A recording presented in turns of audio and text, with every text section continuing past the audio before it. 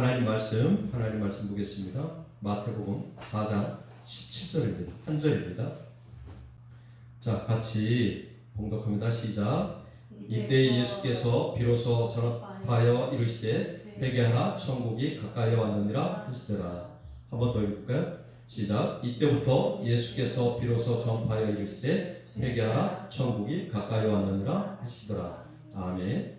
오늘 제목은 회개와 성령의 충만함의 상관관계라는 말씀을 가지고 말씀을 같이 나누도록 하겠습니다. 오늘 말씀은 예수님께서 40일 동안 금식 기도를 하시고 그리고 나오셔서 공생애를 시작하면서 전파한 말씀입니다. 회개하라 천국이 가까이 왔느니라 라고 이야기를 하죠. 제가 어느 집사님으로부터 예전에 이런 얘기를 들었습니다. 아니 교회만 가면 주일날 교회만 가면 맨날 목사님은 뭘 강대상에서 회개하라고 얘기하는데 아이 정말 짜증나요 이렇게 얘기합니다. 일주일 동안 세상 속에서 정말 지치고 힘든 영혼들 위로하고 만져주고 그러면 정말 좋으련만 눈만 뜨면 예배 시간에 회개하라고 하니까 정말 이제는 조금 짜증이 나려고 합니다. 이렇게 이야기를 하는 걸 들었습니다. 그러면서 뭐라 그러냐면 우리는 예수 믿고 구원받고 죄사함 받은 사람들인데 뭘 그렇게 날마다 회개할 게 많다고 회개하라고 하는지 도대체가 이해가 안 갑니다. 라고 이야기를 하는 소리를 들었습니다. 그런데 지금 예수님은 이 공생애를 시작하면서 이야기하죠. 예수께서 비로소 전파하여 이르시되 회개하라 천국이 가까이 왔느니라 라고 이야기를 하죠. 그렇다면 지금 예수님은 왜 우리에게 회개하라고 할까요? 그리고 천국이 가까이 왔다는 의미는 무엇일까요? 우리 말씀을 한번 같이 나눠보자고요. 회개하라 라는 의미는 회개의 뜻은 헬라어로 메타노이아라서 뜻은 마음을 바꾸다라는 의미를 가지고 있습니다. 잘못을 뉘우치는 감정적 후회를 넘어서 죄악된 생각과 삶의 방향을 버리고 완전히 돌아서는 것, 이것을 회개라고 이야기를 합니다. 더 구체적으로 이야기하면 하나님을 떠나 자기 마음대로 살던 삶을 멈추고 다시 하나님을 향해 나아가라 이야기하는 것입니다. 회개는 단순히 후회하는 것이 아니라 행동의 변화로 이어져야 됩니다. 회개를 촉구하는 이유는 하나님의 통치가 시작되었기에 사람들은 하나님의 다스림을 받을 준비를 해야 한다는 것입니다. 예수님의 말씀의 회개는 하나님의 나라에 들어가기 위한 필수적인 조건이기 때문에 예수님께서 회개하라고 이야기를 하죠. 자, 회개는 두 가지 뜻이 있습니다. 첫째는 원죄에 대한 회개가 있고 두 번째는 자범죄에 대한 회개가 있지요. 우리 모두는 다 죄인이었습니다. 그런데 예수님이 이 땅에 오심으로 말미암아 예수 믿은 모든 사람은 원죄 사함을 받았습니다. 그런데 우리가 원죄 사함을 받았더라도 살면서 지은 죄가 너무도 많이 있죠. 마음속으로 지은 죄, 눈으로 지은 죄, 생각으로 지은 죄, 모든 죄가 너무 많이 있습니다. 그러니까 그 죄를 우리는 날마다 회개해야 되는 것입니다. 물론 예수님께서 지금 회개하라고 천국이 가까이 왔다고 이야기하는 것은 원죄에 대한 회개를 이야기하고 있습니다. 더불어 자범죄에 대한 이야기를 하고 있는 것입니다. 그래서 우리는 죄사함을 받았다 손치더라도 예수 믿고 원죄사함을 받았다 손치더라도 자범죄에 대한 회개를 날마다 해서 내가 성결함을 입어야 되고 또 하나님과 가까운 관계를 이루어 가야 됩니다. 그래서 이 말씀을 단순히 잘못을 뉘우치라는 경고를 넘어서 예수 그리스도를 통해 임하는 하나님의 나라에 동참하기 위해 우리의 생각과 행동을 근본적으로 변화시키라는 예수님의 초청 메시지라고 이야기할 수 있습니다. 천국이 가까워왔느니라 라고 예수님께서 말씀을 하시죠. 이 말씀은 세상의 종말이 임박했다는 뜻이 아니라 예수 그리스도의 강림으로 하나님의 통치가 시작되었고 그분의 구원과 은혜가 매우 가까이 왔음을 의미합니다. 그렇다면 오늘 이 말씀을 통해서 우리는 어떠한 삶을 살아야 하는지 한번 살펴보도록 하겠습니다. 첫째, 거룩하고 성결한 삶을 살아내기 위해 말씀과 기도로 날마다 무장해야 됩니다. 레위기 11장 45절을 보면 이렇게 얘기합니다. 나는 너희 하나님이 되려고 너희를 애굽 땅에서 인도하여 낸 여호와라. 내가 거룩하니 너희도 거룩할지다 라고 이야기합니다. 나는 너희 하나님이 되려고 너희를 애굽 땅에서 인도했다고 이야기합니다. 얼마나 귀한 말씀입니다. 하나님께서 우리의 하나님이 되시기를 마음먹고 이스라엘 백성들을 애굽 땅에서 인도하여 냈다고 하죠. 그런데 조건이 있습니다. 어떤 조건이요? 내가 거룩하니 너희도 거룩하라는 것입니다. 우리 베드로전서 1장 14절 16절을 보면 베드로도 똑같은 이야기를 합니다. 같이 읽어보겠습니다. 시작. 너희가 순종하는 자식처럼 전에 알지 못할 때에 따르던 너희 사욕을 본받지 말고 오직 너희를 부르신 거룩한 이처럼 너희도 모든 행실에 거룩한 자가 되라. 기록되었을 때 내가 거룩하니 너희도 거룩할지어다. 아멘. 베드로가 이야기하죠. 내가 거룩하니 너희도 거룩할지어다. 기록되었을 때 지금 어디에? 레위기 11장 45절의 말씀을 가지고 베드로도 이야기하는 겁니다. 또 출애굽기 19장 22절에 보면 이렇게 됩니다. 또 여호와에게 가까이 하는 제사장들에게 그 몸을 성결하게 하라. 나 여호와가 그들을 칠까하라.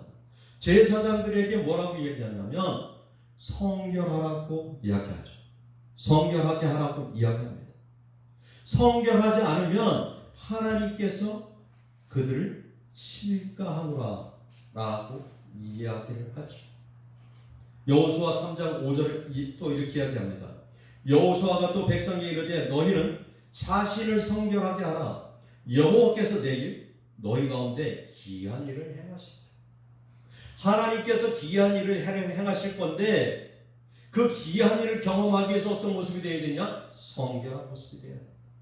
성결한 모습이 되기 위해서 어떻게 해야 되냐? 날마다 우리의 죄악을 주님 앞에 고백해야 되죠. 그리고 주님의 보혈의 피로 깨끗하게 씻기움을 받아야 됩니다. 그래서 야고보서 4장 8절 후반절에서 이렇게 얘기해요. 죄인들아 손을 깨끗이 하라. 두 마음을 품은 자들아 마음을 성결하게 하라. 마음까지도 성결하게 하라는 거예요. 우리 마음속에 두 마음을 품고 살아갑니다. 성령님께서 인도하시는 마음과 세상 원수마귀가 주관하는 마음 두 가지로 살아가죠.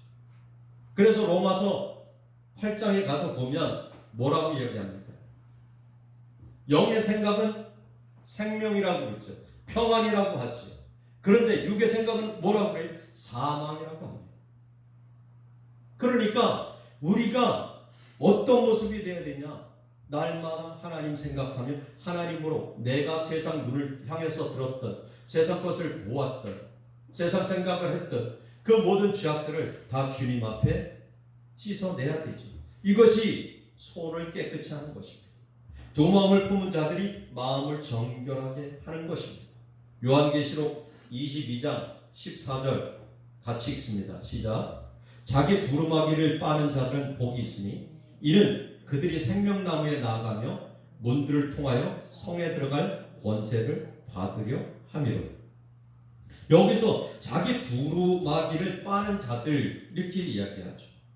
두루마기를 빠는 자들은 자기 죄를 회개하고 예수 그리스도의 보혈로 정결함을 얻은 자들을 이야기합니다. 지금 우리는 날마다 회개하며 성결한 자들, 이들을 자기 두루마기를 빠는 자들이라고 이야기할 수 있을 겁니다. 그러니까 자기 두루마기를 날마다 회개하고 성결함을 입는 자들은 복이 있는데, 이는 그들이 생명나무에 나아가며 문들을 통하여 성에 들어갈 권세를 받으려 합니다. 우리는 다 예수 믿고 구원받았습니다. 그렇다면 이제 남은 것은 우리가 날마다 성결함을 입고 하나님께 나아가는 것, 그것이 우리의 목적이 되어야 됩니다. 두 번째는 하나님과 가까이 친밀한 관계를 이루기 위해서입니다. 우리가 사람과의 관계 속에서도 친밀한 관계를 이루기 위해서는 어떻게 해요? 내가 그 사람에게 잘못한 것이 있으면 즉시 미안하다고 사과해야 되죠. 우리가 기독교적으로 보면 회개해야 됩니다. 그러면 그 사람이 잘못했다고 할 때 다 용서하지. 우리가 운전을 하면서도 그렇습니다.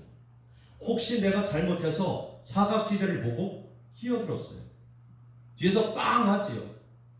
그러면 미안하다고 비상깜빡이 잠깐 켜주면 어중간하면 다 그냥 지나갑니다. 또 그러지 못하고 문 열어서 야 하고 욕을 하면 손을 들어서 미안합니다 라고 하면 거의 제가 지금까지 운전을 하면서 본 결과 다 지나갑니다. 그런데 그렇지 않고 왜 이러면 싸우게 되죠. 똑같습니다. 하나님과의 관계 속에서도 똑같습니다. 우리의 죄를 하나님 앞에 자복하고 하나님 앞에 날마다 회개할 때 우리는 하나님과 친밀한 관계를 이룰 수 있습니다. 성결한 모습이 되어졌을 때 하나님과 친밀한 관계를 이룰 수 있죠. 그런데 우리의 모습이 정말 세상적으로 잘못하고 또 깨끗하지 못한 모습 속에서 날마다 하나님 앞에 무엇을 주십시오, 무엇을 주십시오 하면 하나님께서 너의 죄부터 깨끗이 씻고 오라고 말씀하실 것입니다. 우리가 세상적으로 봐도 똑같잖아요. 부모 마음에 합당한 자식이 무엇을 원할 때 부모는 외면할 수가 없어요. 그런데 부모 마음에 합당한 모습이 안 되어질 때 자식이 무엇을 요구할 때는 뭐라고 해요? 좀 안 좋은 소리 하면서 거절하기도 하지. 하나님도 똑같은 모습이죠. 그래서 우리가 날마다 깨끗하고 성결한 모습이 되어졌을 때 우리가 엎드려 기도하면 하나님께서 들어주시고 축복해 주십니다. 시편 25편 14절에서 이렇게 얘기합니다. 여호와의 친밀하심이 그를 경외하는 자들에게 있으며 그의 언약을 그들에게 보이시리라. 여호와의 친밀하심이, 여호와께서 가까이 하심이 어떤 자들에게? 그를 경외하는 자들에게 있으며, 그를 경외하기 위해서 날마다 우리는 회개하고 깨끗함을 입고 하나님을 가까이 해야 돼요. 눈에서 멀어지면 마음에서도 멀어진다고 하죠. 아무리 가까운 이웃이고 형제 자매들요, 멀리 떨어져서 자주 보지 않으면 끈끈함이 덜합니다. 그렇죠? 우리는 매주 보잖아요. 그러니까 한 주 안 보이면 되게 궁금해요. 그리고 또 뭐 하실까? 왜 그러실까? 이렇게 생각을 하죠. 그런데 계속 안 보면 관심이 식어지죠. 하나님과의 관계도 똑같습니다. 하나님과 친밀한 관계를 이루기 위해서는 하나님을 경외해야 되고 또 날마다 성결한 모습이 되어질 때 그의 언약을 우리에게 보이겠다 약속하는 겁니다.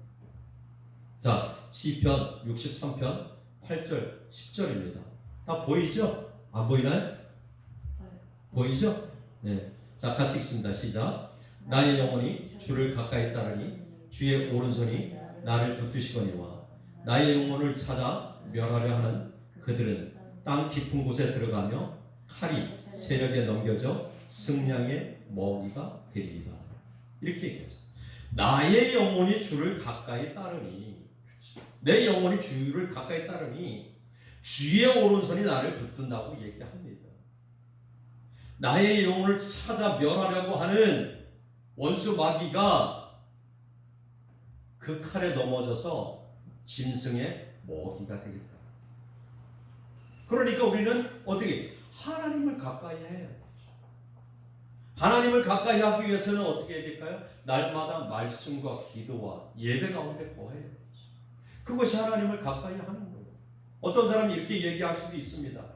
나는 예수를 믿어. 그리고 내 안에 하나님이 있거든. 예수님이 나를 위해서 십자가 못 박혀 돌아가신 것도 믿어. 하지만 왜 날마다 교회 나가서 예배 드려야 되는데? 바빠. 나 아주 바빠. 이렇게 얘기할 수 있어요. 그런데 예배를 드리는 목적은 뭐냐면 하나님을 가까이 하기 위해서 그래요. 하나님을 높이고 경배하기 위해서 그런 거예요. 하나님과 친밀한 관계를 이루기 위해서 그런 거예요. 우리는 다 하나님이 안에 계시는 성령의 전입니다.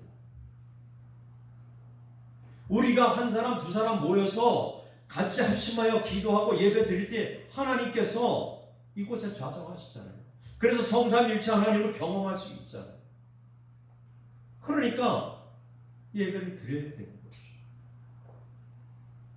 그래서 하나님을 가까이 하기 위해서 우리는 예배를 드려야 되는 거예요. 예수님이 왜 두세 사람이 내 이름으로 모인 곳에 내가 너희들과 함께 있겠다고 하는 말씀이 그냥 하신 말씀이 아니잖아요. 믿는 사람이 공동체를 이뤄 가라는 거예요. 공동체를 이뤄서 합심하여 기도할 때 내가 너희들 기도를 들어주겠다는 거죠. 합심해서 예배 드릴 때 너희 가운데 내가 좌정하겠다는 거예요. 내 안에 성령님은 계시지만 성부, 성자, 삼일체 하나님께서 연합되어서 우리 가운데 임재하시겠다고 이야기를 하는 겁니다.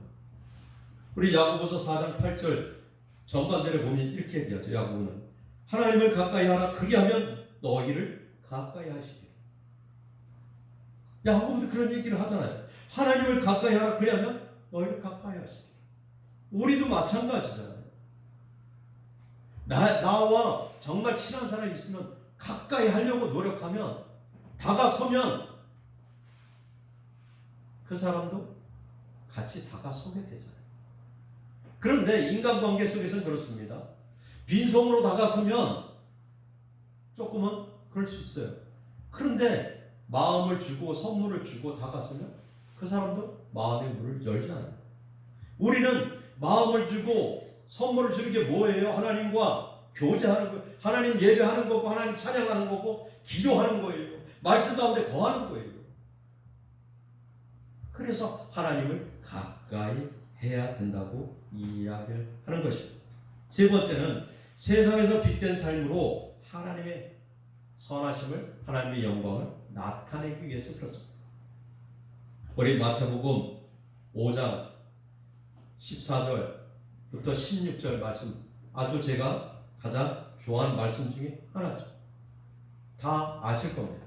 그래도 모르니까 우리 앞을 보면서 같이 봉독하겠습니다. 시작. 너희는 세상의 빛이라. 산 위에 동네가 숨겨지지 못할 것이요 사람이 등불을 켜서 말 아래에 두지 아니하고 등경 위에 두나니 이러므로 집안 모든 사람에게 비치느니라. 16절. 이같이 너희 빛이 사람 앞에 비치게 하여 그들로 너희 착한 행실을 보고 하늘에 계신 너희 아버지께 영광을 돌리게 하라 라고 지금 예수님은 이야기합니다.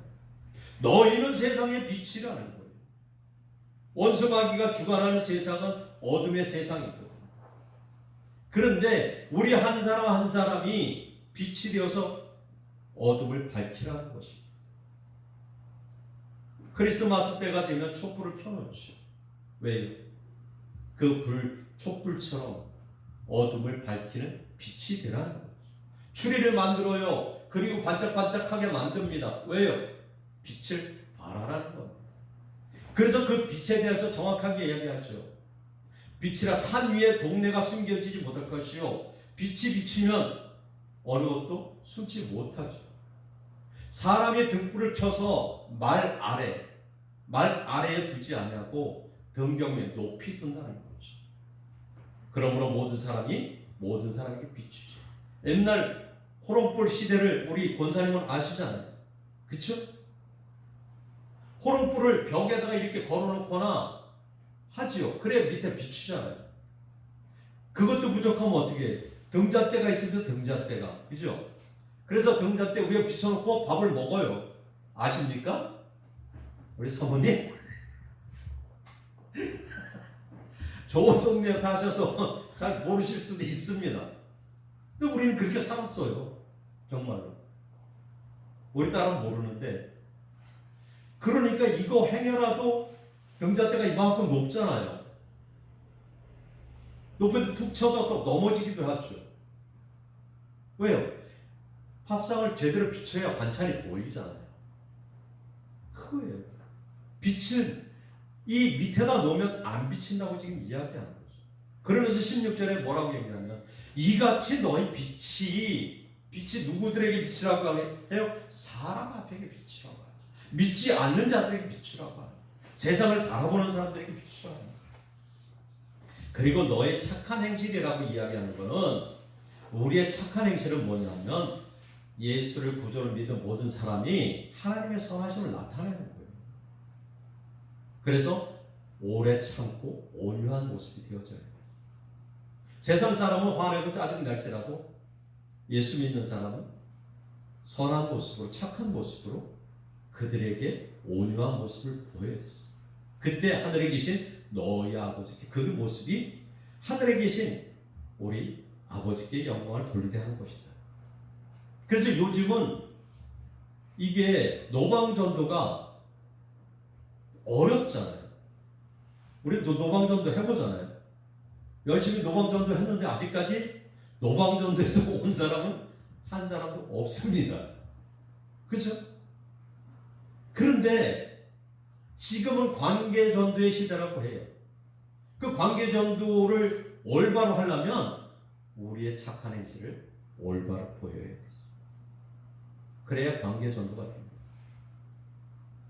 그 얘기를 지금 하고 있는 겁니다. 시편 34편 8절에 너희는 여호와의 선하심을 맛보아 알지어다. 그에게 피하는 자는 복이 있도다 라고 이야기하죠. 여기서 여호와의 선하심이란 하나님의 영광스러운 친절과 관대함을 뜻하는 것입니다.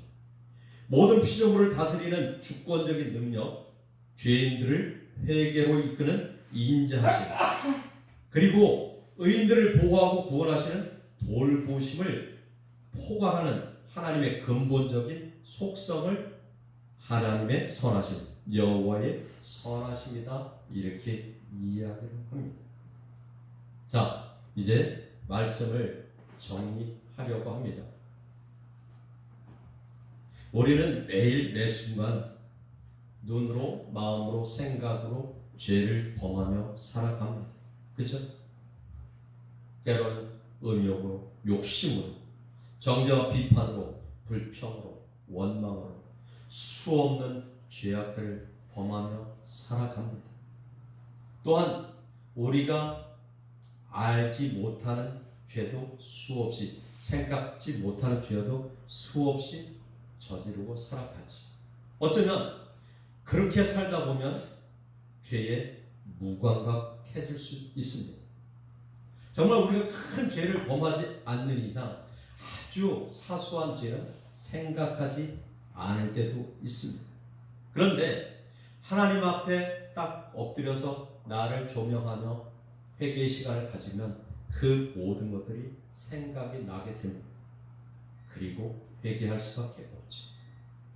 모래가 쌓이고 흙이 쌓이면 큰 언덕을 이루고 뚝을 이루며 급기야는 산을 이루듯이요, 우리의 지은 죄가 회개치 않고 쌓아두면 이렇게 뚝을 이루고 언덕을 이루고 산을 이루어 갑니다. 그래서 이 언덕을 이루고 산을 이루기 전에 우리는 날마다 그날 순간순간마다 지은 죄를 회개하고 주님 앞에 성결한 모습이 되어져야 됩니다. 오늘 제목에 회개와 성령의 충만함의 상관관계라고 되어 있습니다. 성령의 충만함을 받기 위해서는 우리가 깨끗해야 돼요. 성결해야 되죠. 그래서 너희는 성결하라고 얘기합니다. 성결하기 위해서는 회개해야 되죠.